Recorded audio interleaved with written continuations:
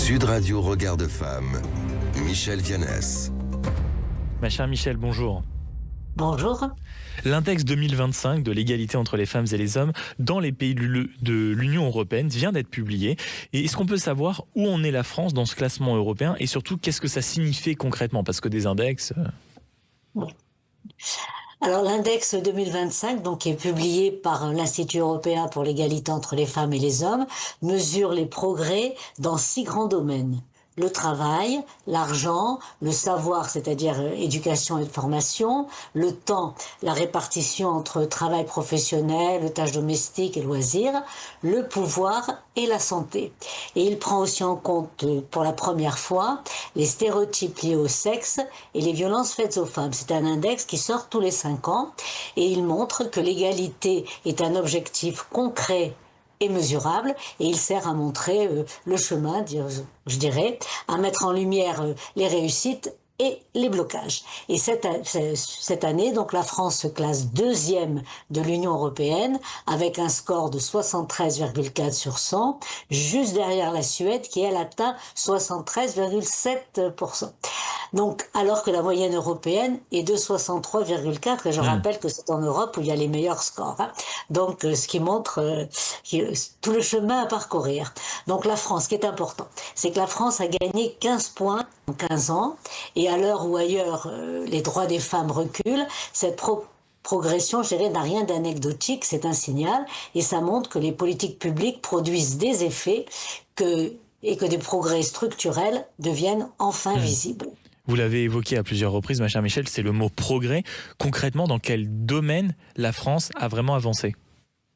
Eh bien, les progrès les plus nets concernent le savoir et le pouvoir. Alors, dans le domaine du savoir, c'est-à-dire l'accès à l'éducation, à la formation, aux compétences, les femmes ont un accès en France très large aux études supérieures et aux qualifications, et la France d'ailleurs se situe parmi les 3 premiers pays européens.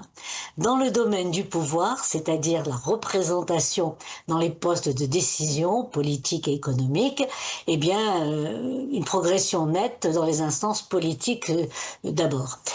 Et puis, à signaler, un autre point fort, la santé, ça recouvre à la fois l'état de santé et l'accès aux soins. Alors là, on est les premiers, il n'y a pas de problème, mais les écarts entre les femmes et les hommes sont bien sûr parmi les plus faibles, mais ils restent autour de 88%. Et alors, à l'inverse, quels sont les domaines où la France reste vraiment en retard, c'est-à-dire des domaines où les inégalités persistent fortement? Eh bien, ça ne va pas vous étonner, mon cher Maxime, c'est le travail et l'argent. Autrement dit, l'accès à l'emploi de qualité, la continuité des carrières, les revenus et la sécurité financière. L'écart salarial, ça reste un problème majeur en France, comme je dirais dans tous les pays de l'UE.